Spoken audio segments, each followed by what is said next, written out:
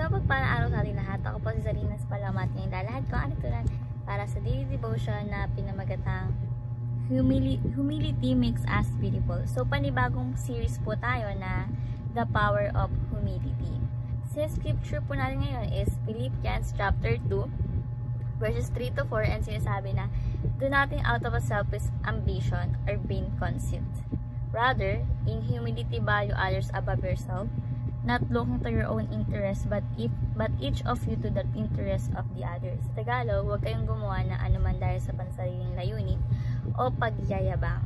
Sa halip, bilang tanda na nagpapakumbaba, iturong ninyong higit ang iba kaysa sa inyong mga sarili. Pag malasakitin ninyo ang kapakanan ng iba at hindi lamang ang inyong sarili. So, yung katuruan natin ngayon is number 1. Humility is being selfless. Sa lahat ng ginagawa natin, dapat hindi pansarili lamang. At hindi natin dapat ipinagyayabang yung mga nakukuha natin o yung mga nagagawa natin. Ang pagiging humility, hindi na ibig sabihin na mababa yung tingin mo sa sarili mo. Ito ay hindi mo masyadong iniisip yung sarili mo, like inuuna mo yung iba, yung kapakanan ng iba kaysa sarili mo, di ba? So ganun po yung selfless.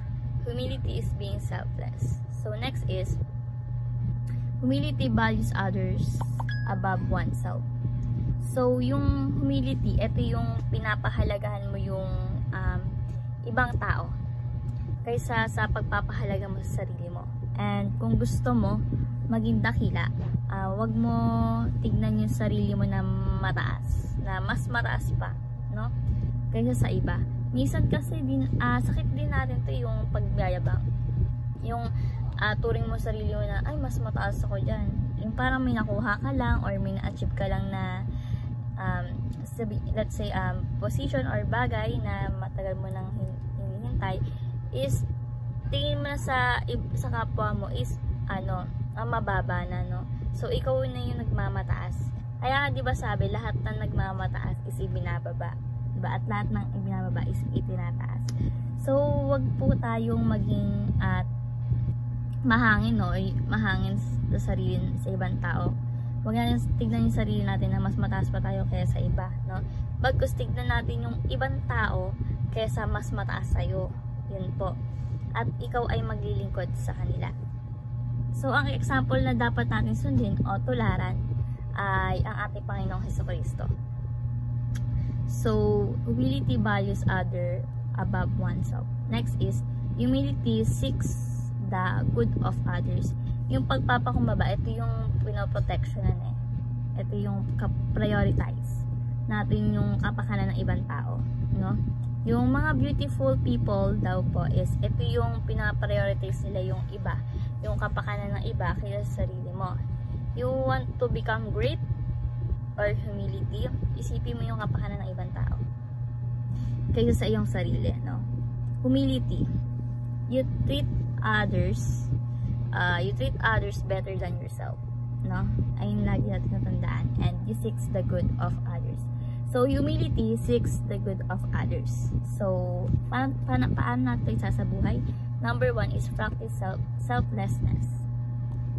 Yung selflessness, pinapractice natin yan everyday. Kasi po yung katawan natin is napupuno ng kasalanan. Walang tao na walang nakagawa ng kasalanan sa isang araw, right? So ayun, 'di ba? Practice selflessness. Maging selflessness tayo imbis na maging selfish. So next is embrace a counter-cultural way of life. Means po is yakapin natin yung isang kultura. Kontra sa kultura ng mundo. Sa counter-cultural lifestyle, no? Kasi ang way of life ni Jesus Christ is talagang kontra sa kultura ng mundo. Kasi iba yung kultura ng mundo eh. No? So, ang kultura ni God is mapagbigay, no? Sa ibang tao, sa mga nangangailangan, sa mga anak niya, sa mga followers niya.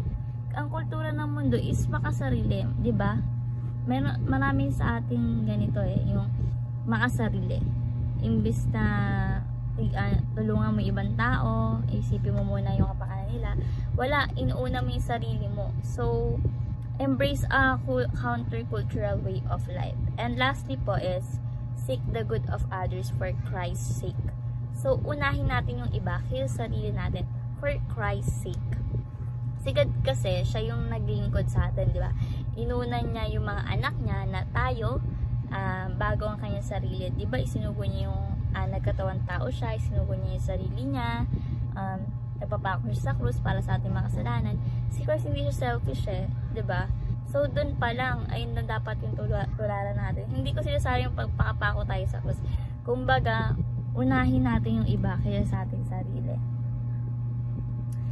Yung mga taong inuuna yung kapwa nila, sila talaga yung kamahal-mahal natin, Panginoon. And ganun po si Jesus Christ, no? Gayahin natin si Jesus Christ. Seek the good of others for Christ's sake. Gayahin natin si God na mapagpakumbaba sa atin, no? And inuuna niya yung iba kaya sa kapakanan ng sarili niya. So, ayun naman po yung aking natutunan sa daily devotion na may manatunan kayo, may share sa iba, at syempre ma-apply sa ating buhay. So, thank you po sa pakikinig at God bless po sa ating lahat.